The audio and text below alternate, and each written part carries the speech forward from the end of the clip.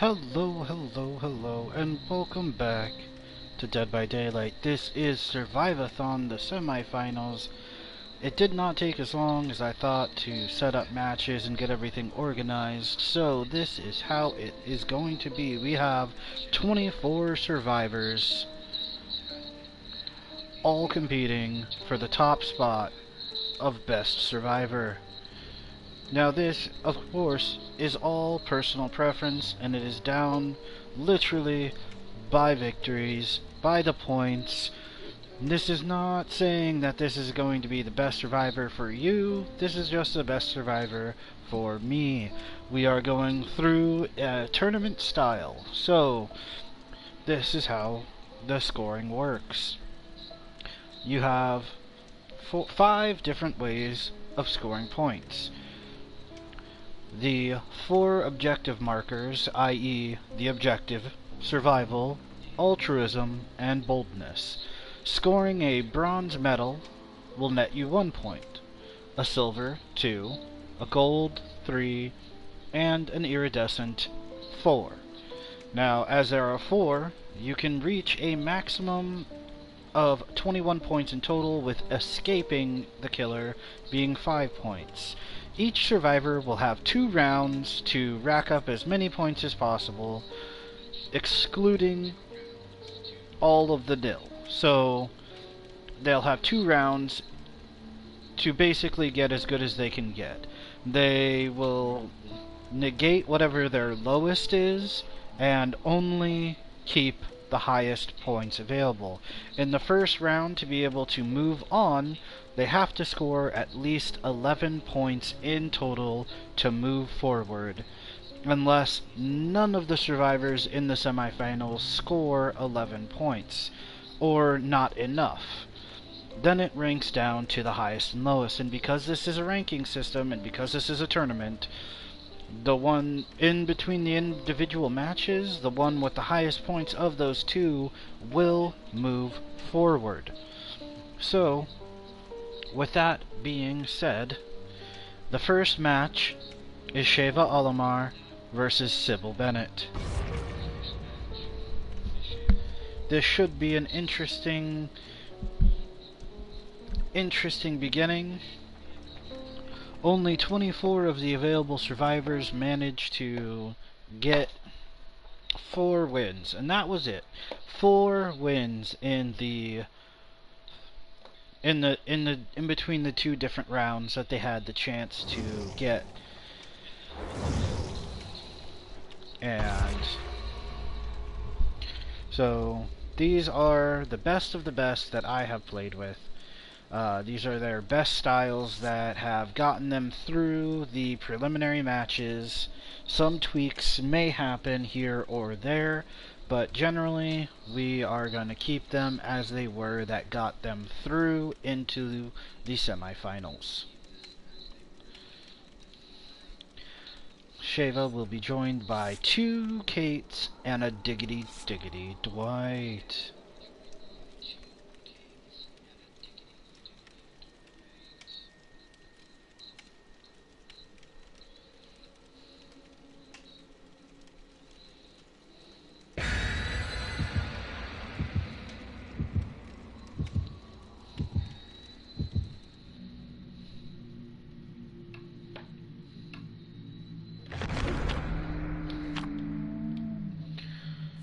Hatch in and or around Killer Shack in case Sheva needs it.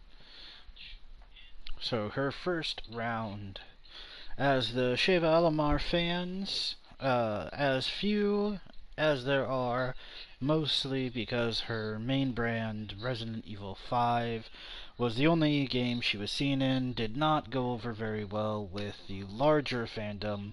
However, Sheva does have a few mainstays, and they are clamoring in the audience. They want to see their survivor get all the way through, and they want the championship. At this point, I don't know friend, she is the fan favorite thus far. But we'll just have to see how things shake out.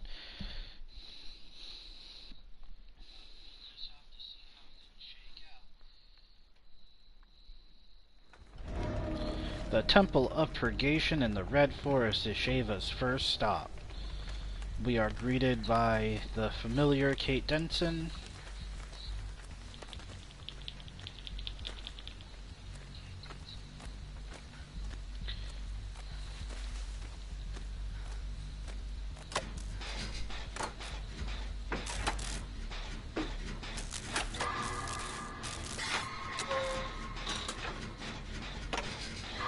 Keeping a lookout for any stealth killers.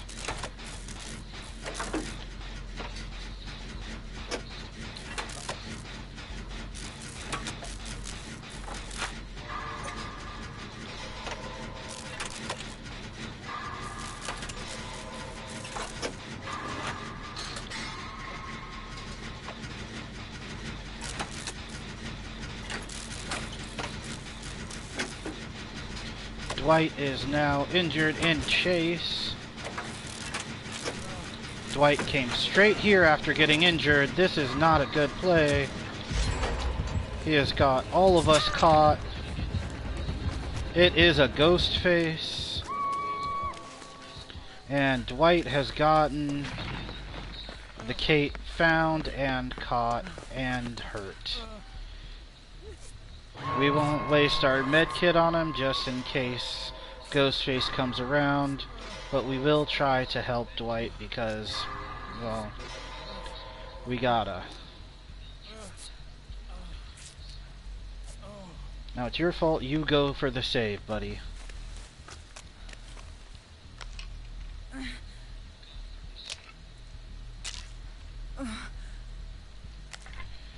Kate Denson, please do not kill yourself on hook. The other Kate is in chase currently. Dwight got the save, or Kate got the save. We are unsure. Gotta try and keep a lookout for the ghost face. Ruin? No ruin.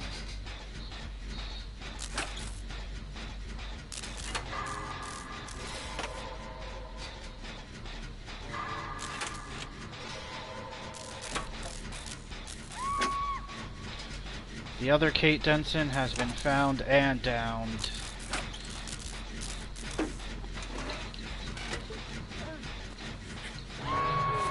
We will medkit heal this Kate because she's a good girl.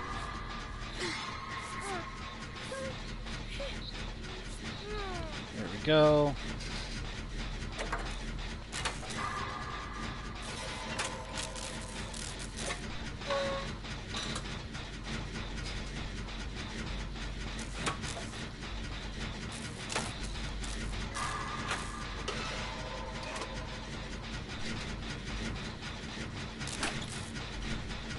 Hopefully we're not getting stalked right now.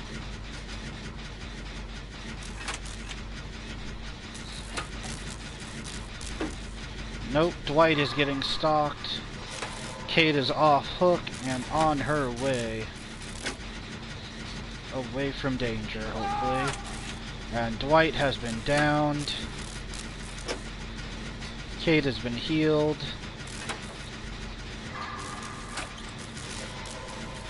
And this is going to be our second generator.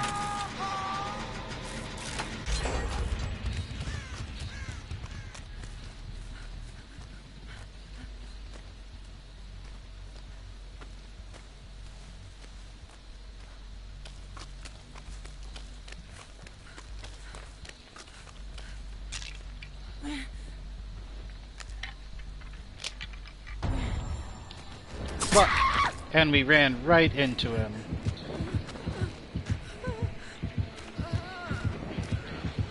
No good, no good, no good. Dwight has been rescued. And that is our first hook.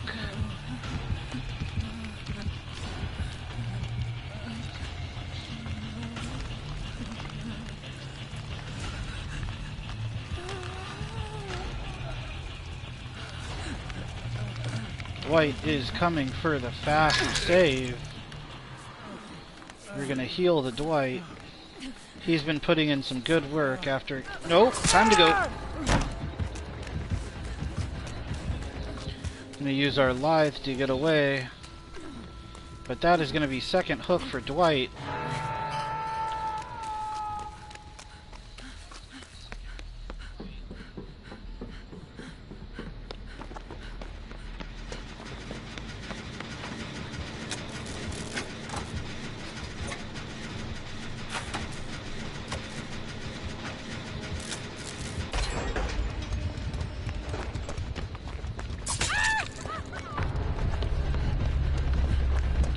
Is no good. Dwight has given up on hook.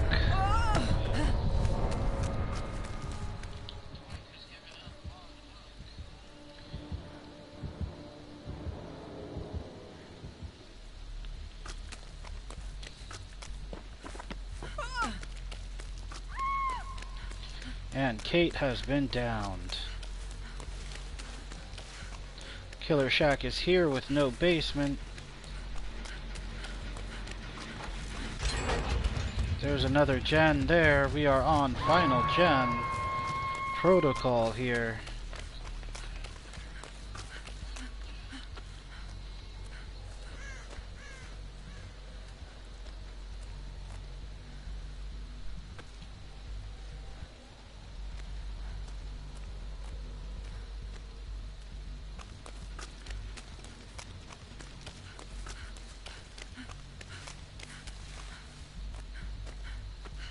There's the save. On the lookout for the ghost face hiding around corners.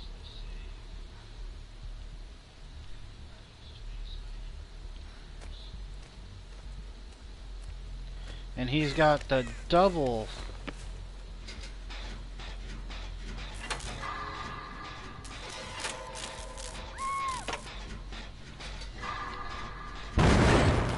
That's super close to where we are. We want to get away from there. Unfortunate. Is he chasing the other Kate? Is the question. If that is the case, there's a... Nope, there's the pick.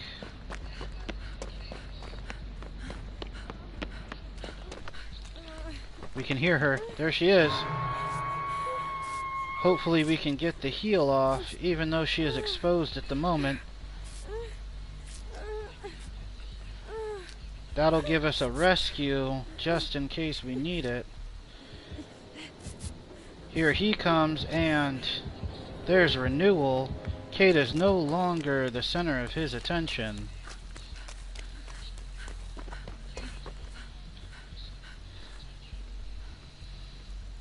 And we're on a 2-Kate protocol now. This might just have to be a hatch game for Sheva, if she can find her way back to the Killer Shack.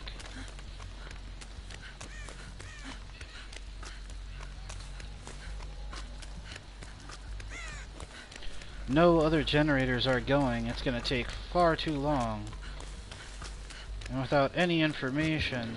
Oh!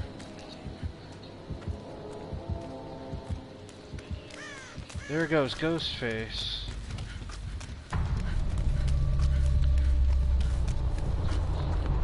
And there he comes.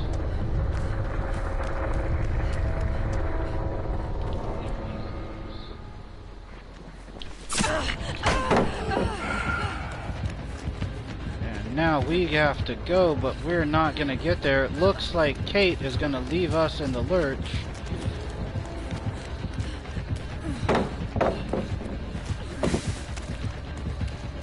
Use our lives to create some distance, but it's not gonna be enough.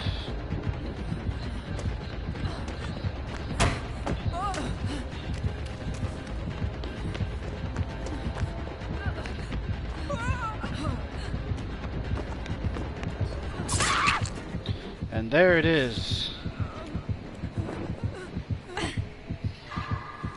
We do have renewal value. Hopefully we don't get put in the basement. That would be the worst case scenario here.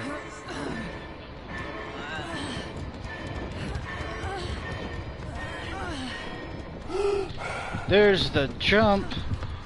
And we run fast, we run hard.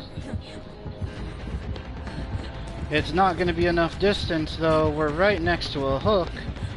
We have nothing in play. And we're pulled off of the vault. That's all sorts of bad news bears for us. And back on the hook we go. Go away. Go away. Do not hide and wait for this Kate. No, you go away.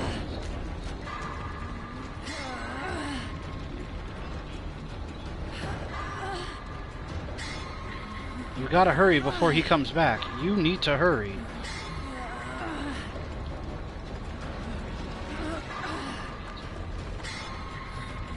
Good. Now go. Run.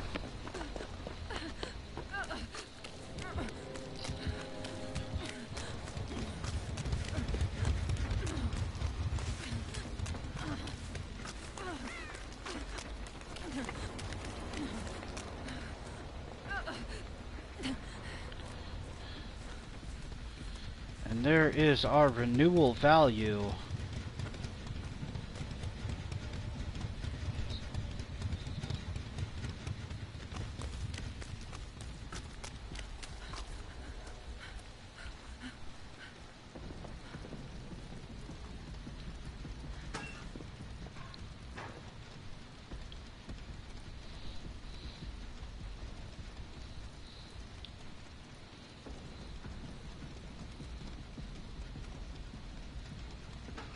We should be able to spot. It should have spawned with 2 survivors at 1 gen. It'll probably be hidden in the bushes around here somewhere. Although we don't have a key, so looking for it now is useless. Kate was working on a generator somewhere. We don't want to resort to the hatch, but we are on death hook. There's Kate.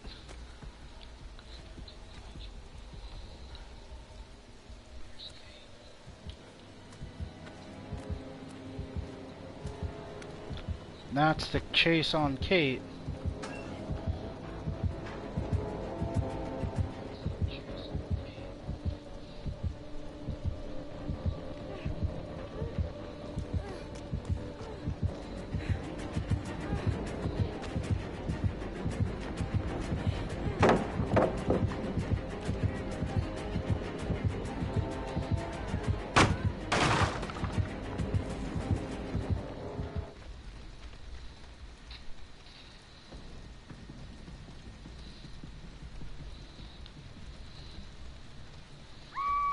And there is the down.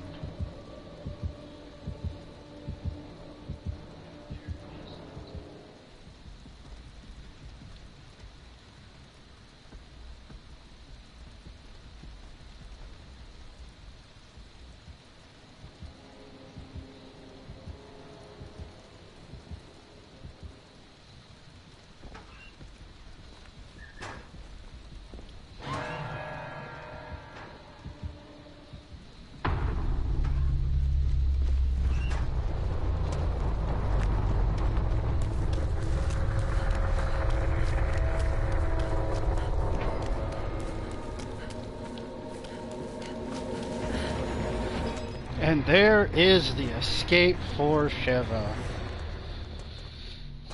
She hates to do it, but this is the championships after all, and she's got to score as big as she can.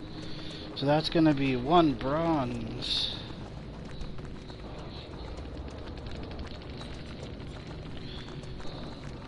So that's altruism in the bronze.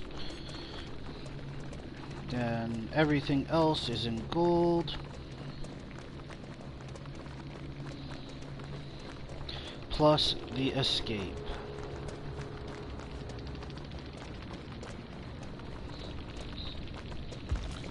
Alright. She set a pretty good goal for herself, 3 golds and an escape in her first round. Will she be able to top it, or bring some of those up to help her score even higher? Who knows? We will have to see her second run. But as a first run, that was pretty solid.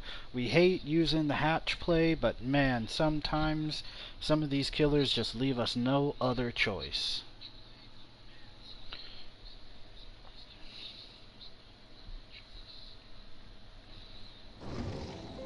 Leave it to me.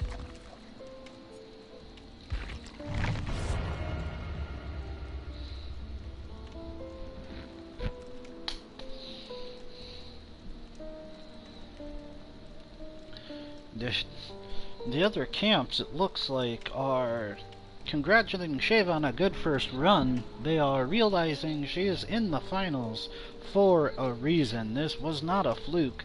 She didn't stumble her way here. They are seeing that she is a competitor, and they are steeling themselves if they are the ones that have to face her. But of course, Cybil, a late entry, has also earned her spot here.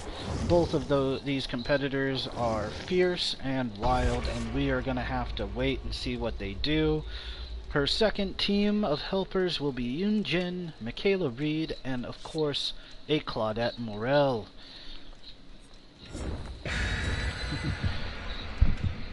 Will these survivors make it out? Who knows? That is left to be seen.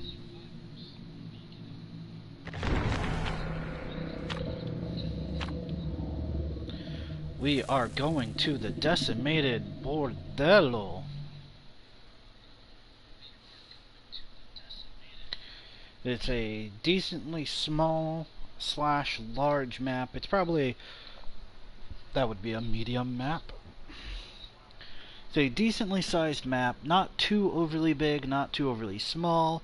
It's got a lot of nooks and crannies, but it is also very killer sided. If you get a very quick killer or one that's set up for long distance, this could be bad. It's got a lot of wide open spaces along with those little nooks and crannies. It can be hard to hide from a killer on this map, so we're gonna have to see just what Sheva has to offer.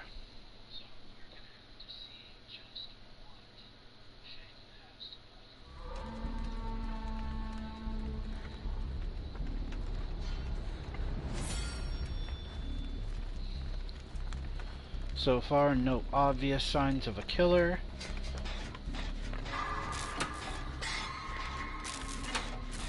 It is a huntress.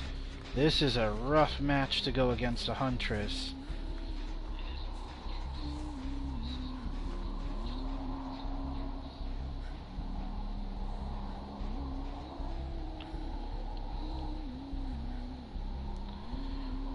She has a large terror radius.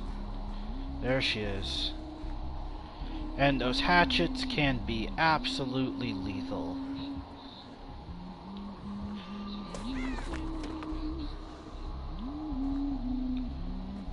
She saw that generator we abandoned. She knows that we're around here somewhere. But she's gonna leave us. We're gonna run far away, hoping to avoid a hatchet in the back.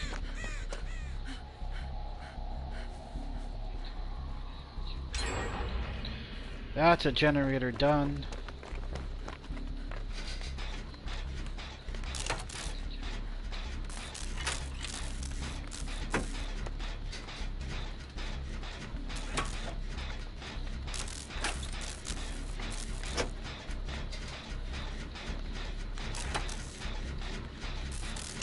Yoonjin has been found.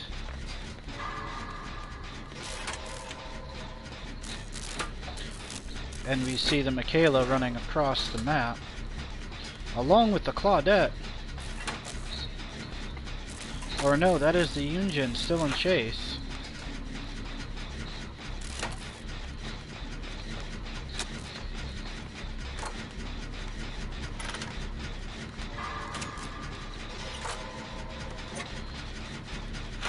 Sheva's gonna try and make sure she can get a generator done.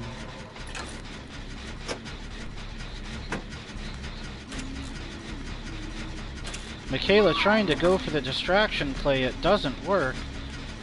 Until it does, Huntress going back for the Michaela, but not finding what she's looking for. She's gonna go for the pickup on that Yunjin. Oh, if she can find her, and there she is. Sheva is gonna hope to pop this generator before that hook goes through, giving us time to get clear.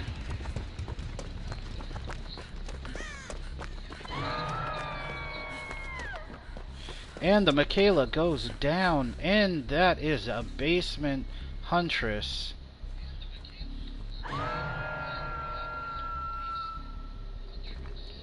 We'll have to wait to see if she's camping in the basement. We did not see her leave. But if she's camping that basement, it's going to be exceedingly hard to try and get down there and get the saves. Oh, she saw us for sure. Or she didn't. She's going for that generator that just popped, and we're gonna go ahead and get the double save here. And there is the double save, and we're getting out of here. We don't have what we need. So we are going to run far and away. Hopefully one of them is... nobody's following. So we're not going to be able to get the heal.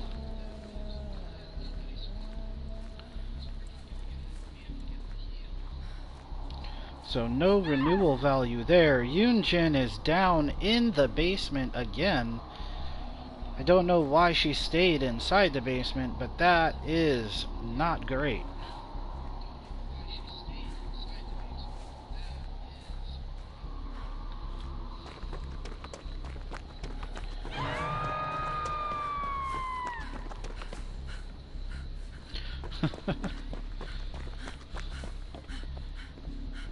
Did it take forever to get a notification again?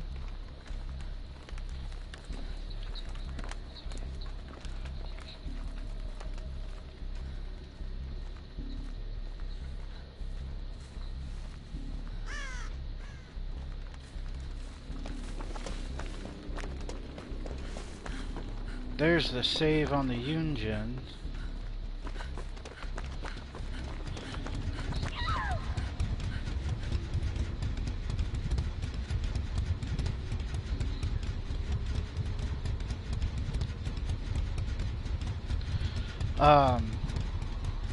It all really depends. Yunjin and Michaela both down. Looks like they are trying to die. That is their main goal, which sucks for me and Claudette. But it'll do that, so it'll do the stream. Like, this thing is being streamed right now. It's being streamed for so long.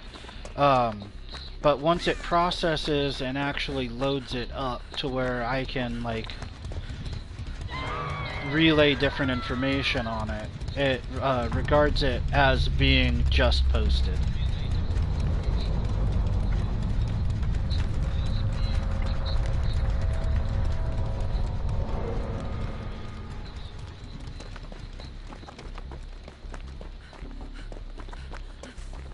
Claudette is going for the save. There's the Huntress circling around. The save on Michaela is done. Huntress knows. Claudette takes a hatchet to the back, and Michaela does not come out. Well, this is bad. This looks like it's going to be another hatch game for Sheva. And unfortunately, this time, it's much worse, as the Huntress is basement hooking, which means she has a good chance of finding the hatchet that... Oh, she got the hatchet. She's gonna keep checking. Cheap checking lockers. Oh, there's Michaela. Going for the save while the Huntress is distracted. Going for the escape.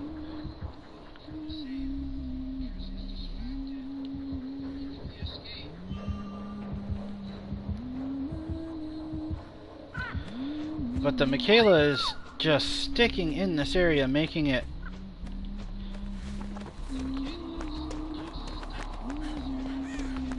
impossible for us to get the save.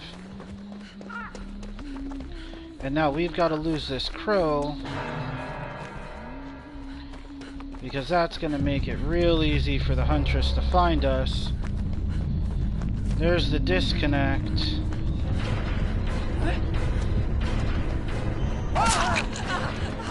There's the hatchet hit. This game is over.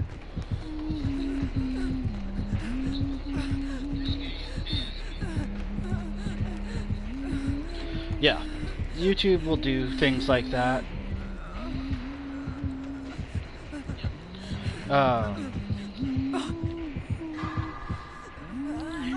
And this game has reached its final conclusion. Oh, nope, there's a drop. She's waiting for the hatchet. She's waiting for the hatch. We are also waiting for the hatch.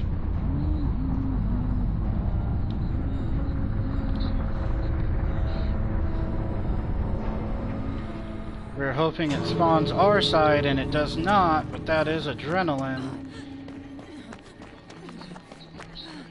Not that it matters. That was our one way out.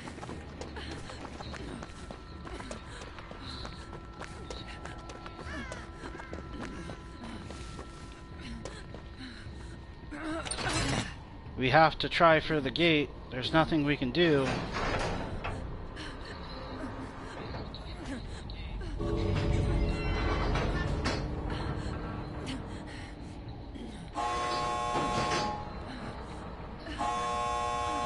Huntress on her way, but there it is. The escape has been made. Oh, and that was a close hatchet. I don't think Sheva improved her score from her last run, but we'll have to double check. So, but yeah, that, at least as far as I've noticed from the creator side, that, yeah, it will do that. So it'll update, like, once they start digging into it, looking for anything copyrightable or anything like that, they'll remove it from my just streamed list, or from the list that I have of things I've done. And then once they finish, it'll come back onto content. So she does upgrade that bronze to a silver, and she got the escape. So we will tally her points as we switch over to her opponent.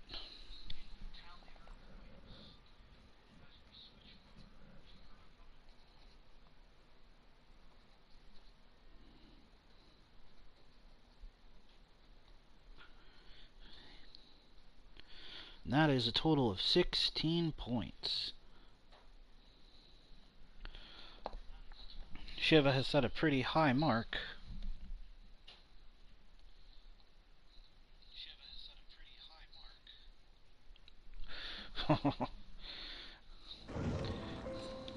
It's not the expected time.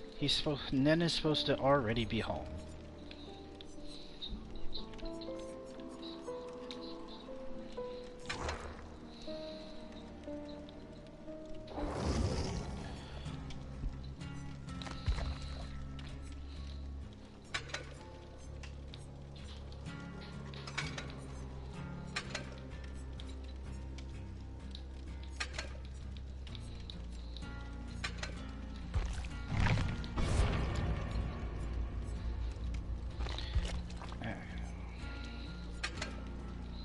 Might switch out Blood Pack for Circle of Healing.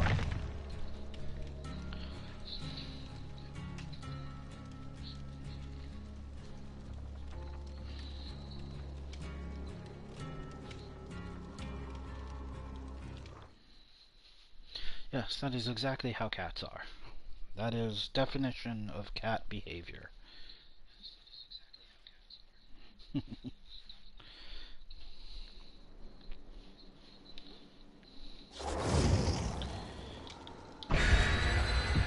Cybil will be joined by everybody's best friend Yui Kimura, Kate Denson, and Fang Min on her first run.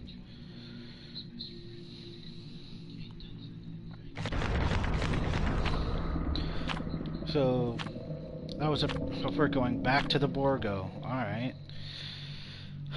So, Cybil's goal here, if she wants to move on to a secondary bracket, she needs at least 11 points.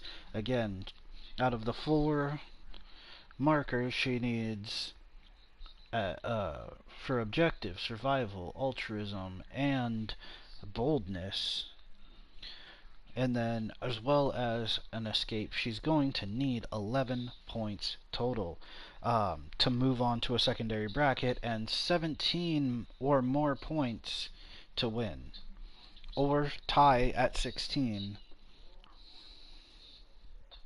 in which a sudden death match 1v1 will be held before the next round of the semifinals to see who will be going on to face the winner between Cheryl and Zarina.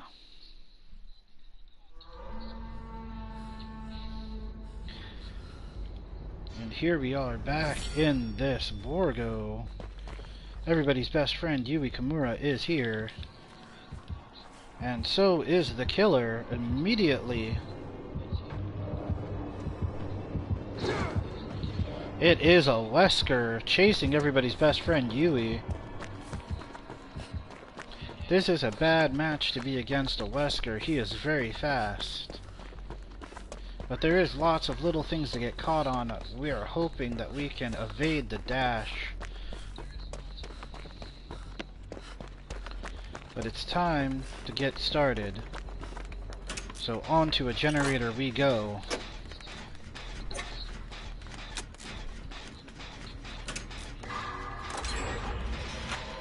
And that's one gen down, and Yui is still in chase.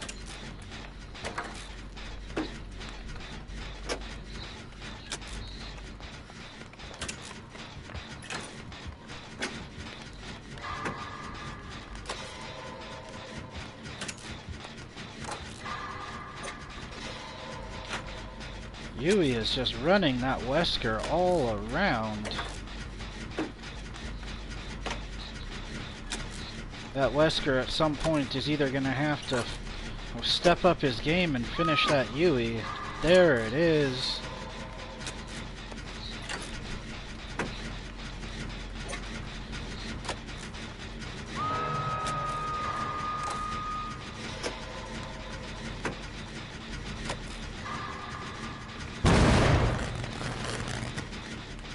There's a popped generator.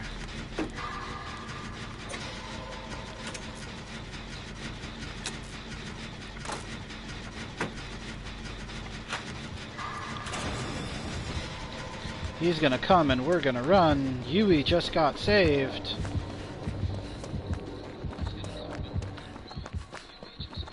It is. It's Wesker from Resident Evil. You are, in fact, right. It is a Resident Evil killer. There's another gen pop.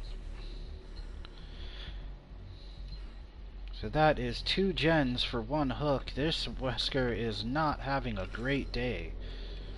But at a moment's notice, that can all change. We're gonna put up our Boon Circle of Healing.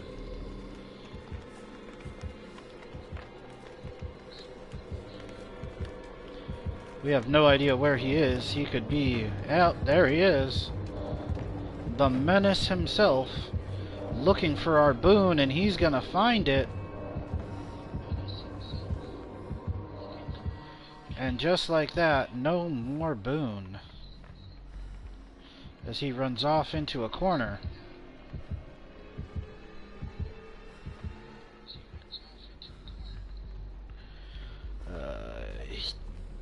Well, you would have then missed all of the Resident Evils that Wesker is in, if those are the ones you've seen. Categorically, you have missed each Resident Evil that Wesker appears in.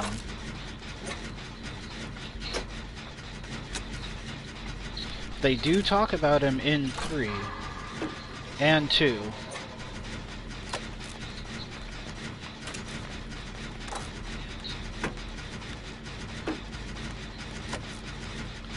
But his primary, where you'll see him actually in the game, would be 1 and 5.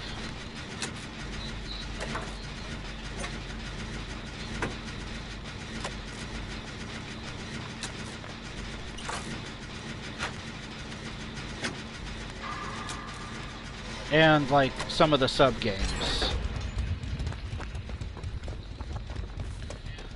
It's not that depressing. It has a happy ending. Oh, the banner. Yeah, okay, yeah, that's pretty sad.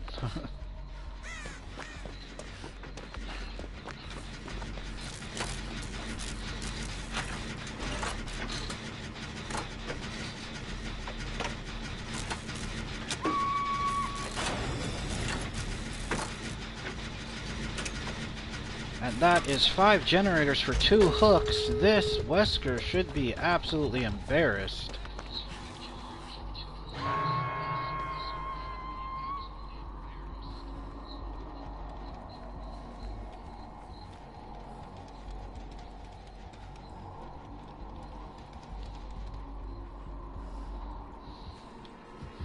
Here comes Wesker.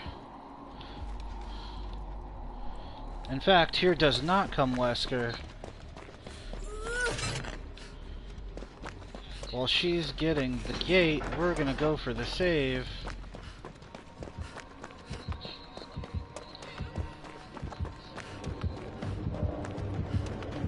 Never mind, we are not going for the save.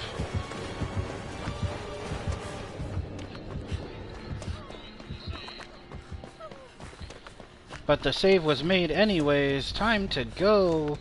Fang Min, do not leave the door on 99. It is time to go.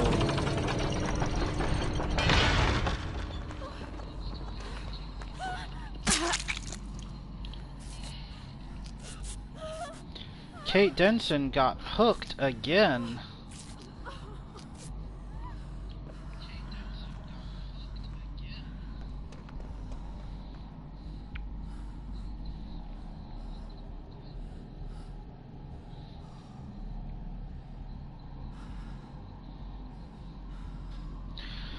Okay, yes, the police station. There is a lot of depressing things within the police station.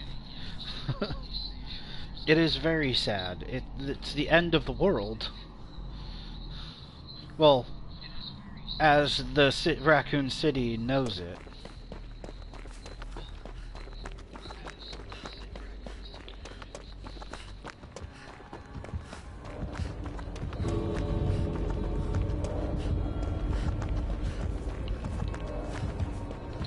Oh no, that's a give up. We gotta go. There was 2 of you there. He couldn't have chased you both. I don't know why you didn't get the save.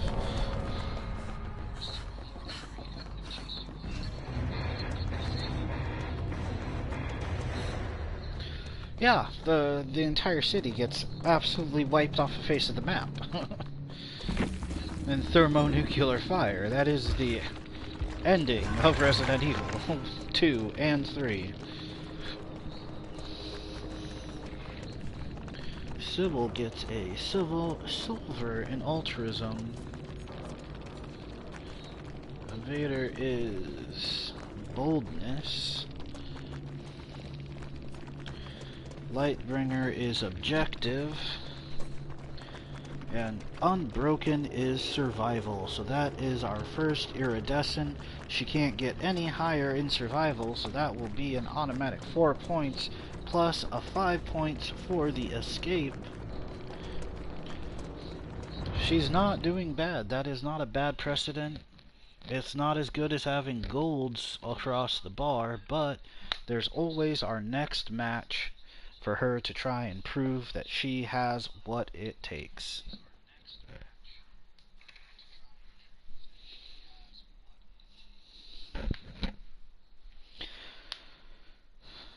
But yes,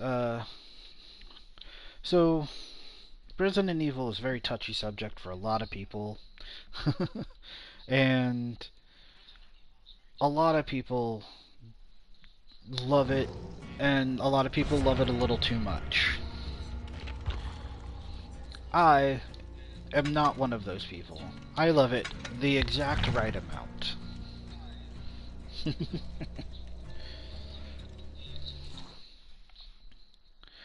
But yes, Resident Evil 2 was very, very depressing for the Leon storyline.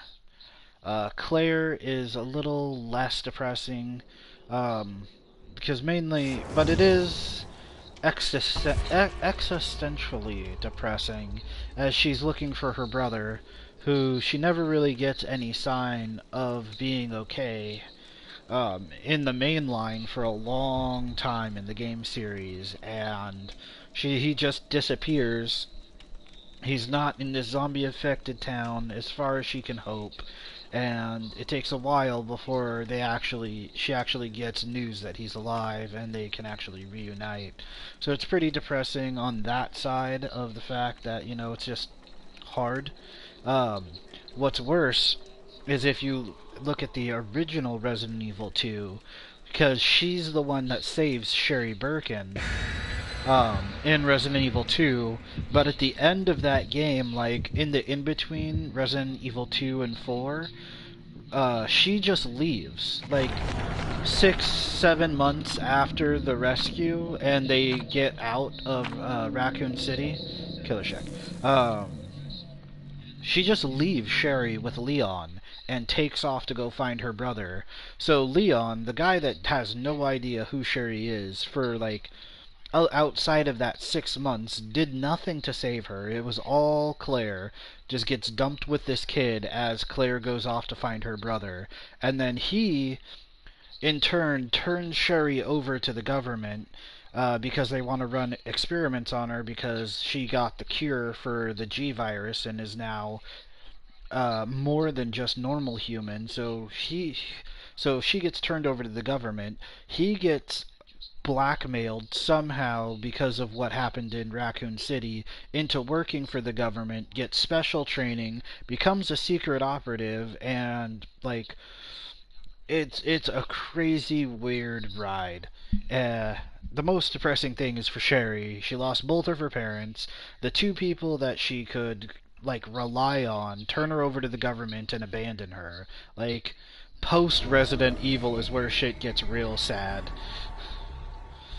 And the disturbed ward is where Cybil will make her next attempt. And that is a Cheryl Mason, the primary skin for the character we're playing. Oh, you go that way. Oh, there's a... Of course she's gonna oh, I ran into a tree.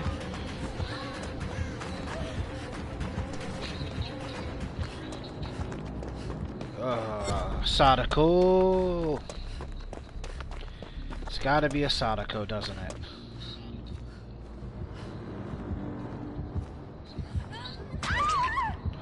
God damn, Michaela.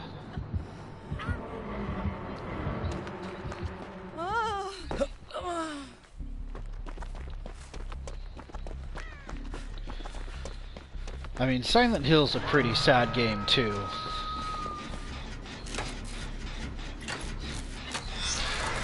Oh, Sadako's here.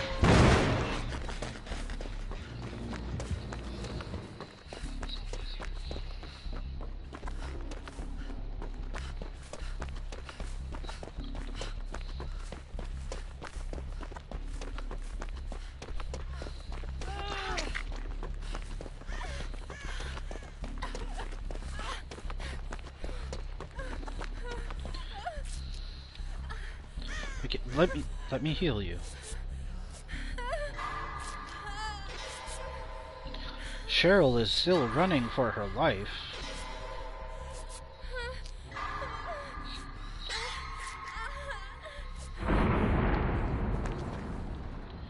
A boon has been brought forth. Of course she's here. Why would it be anywhere else other than where we are?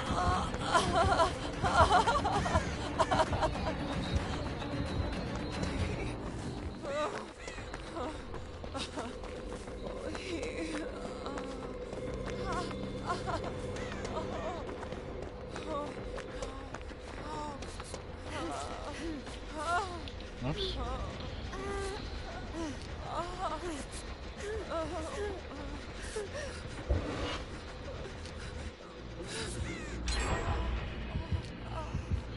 She's really gonna just be here again?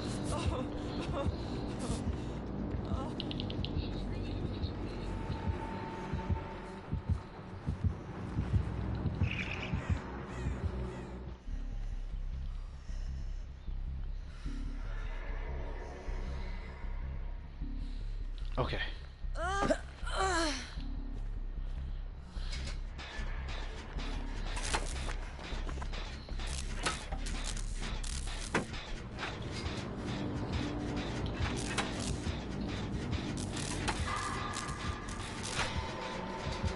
Alright.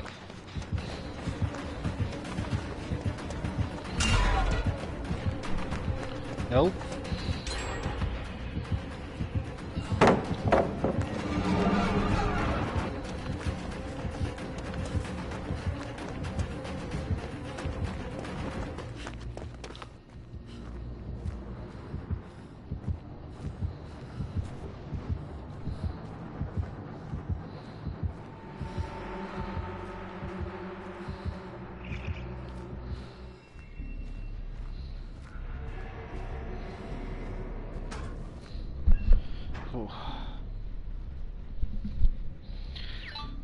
Yes, it is very hard to learn each killer.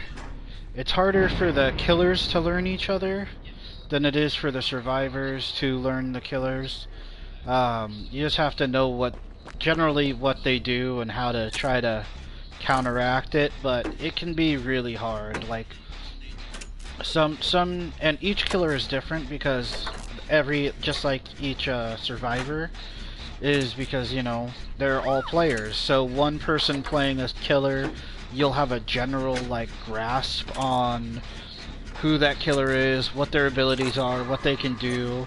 But even if you played against 10 people that all played the same killer back to back to back, the chances that you would be able to know how to face off against that killer each time is almost nil. You get different experiences every single time, which is what helps keep the game fresh and frustrating at the same time.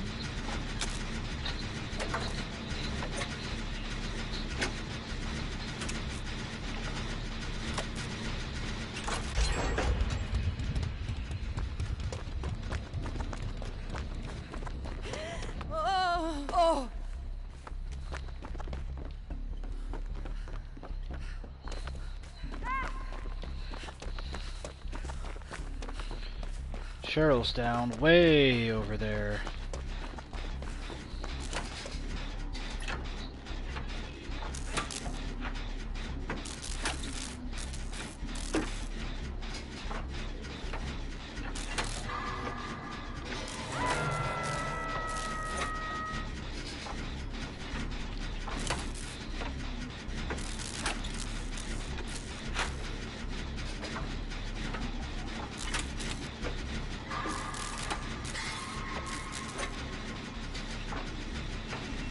Here comes Sadako.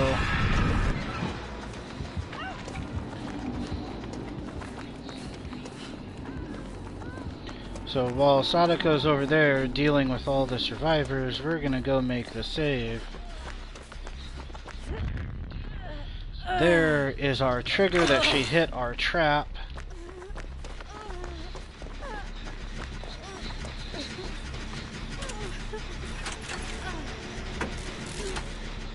Yeah.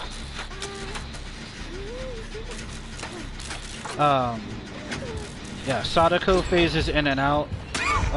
They try to be as true to the killers as possible, So Sadako is from both the Japanese version, or this is the Japanese version of The Ring. So she does like phase in and out. Kate, let me heal you. Kate, let me heal you. Kate. So she has to be close to you for you to be able to see her kind of flicker in and out of existence. And there's other killers that teleport, like straight up just teleport places. Some go invisible. Like there's different ways to tell which killer you're facing at any given time. And that's really the only kind of saving grace you have, is to figure out which killer it is, so that you know which direct abilities you have to try and contend with.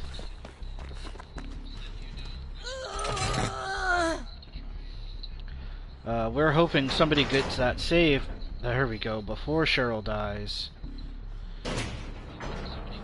And then we gotta hope beyond hope we get this door open before they bring the killer here. And that is done. Door open. Michaela down.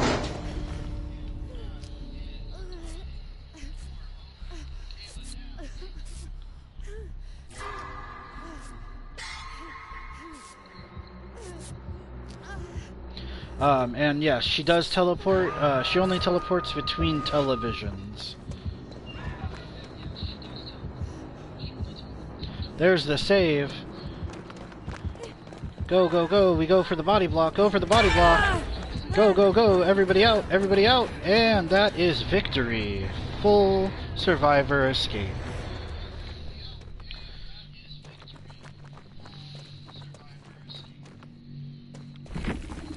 Very nice. She's gonna rank up her altruism to gold from silver. And rank up that boldness to silver. And that is unbroken, which is her survival, and that stays the same. So we will we will calculate her points, and we will begin. And we will see where our survivors stand.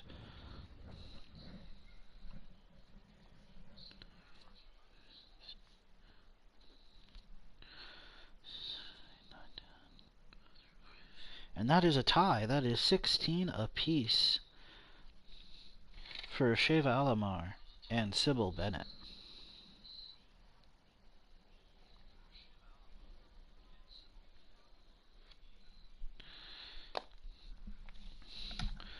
So that will bring this episode to a close. The first match of the preliminaries is over.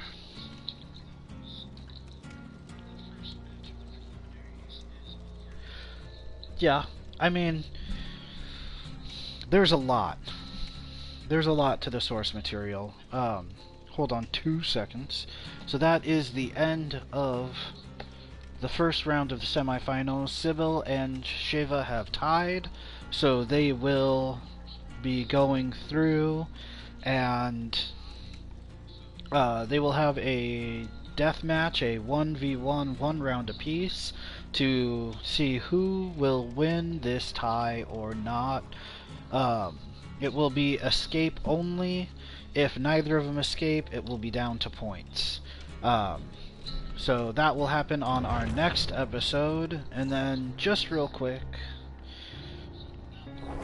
so survivors and killers both have information. So like if you go to Huntress, you can click on info,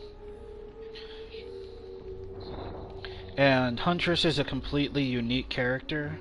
She has a very long backstory and source material. But there are a few licensed characters, like the Demogorgon, which you can only get. You can't get the Demogorgon anymore because Stranger Things pulled out on their licensing contract with Dead by Daylight. As far as I know, that's what happened. So Dead by Daylight was like, well, we've already had people pay us money to get these things and spend money on skins. We're not going to take that away, and Stranger Things agreed to that. So if you had it already, you got to keep it, but nobody new can get it, which is sad. Um, but yeah, so you have the Demogorgon, you have Pyramid Head from Silent Hill. The Knight from is their character from whatchamacallit, For Honor. Wesker and Nemesis, as you know, from Resident Evil. Sadako from The Ring. Pinhead from Hellraiser. Ghostface from Scream. Freddy Krueger. Amanda as Jigsaw from Saw, the Cannibal, aka Bubba, aka Leatherface from Texas Chainsaw Massacre, and Michael Myers, the Shape from Halloween. So there's a great variety in killers, and they have a good amount of licensed content. So there you go. There's a little more information on Dead by Daylight. And so our next episode will be Cheryl versus Arena, and that will be the second round of the the second match of round 1 semifinals. So far off to a strong start. Not really much to say. They did really well in that beginning match, so hopefully all the matches are just as great. So until then, good day, good night, good evening, and good games. Bye-bye.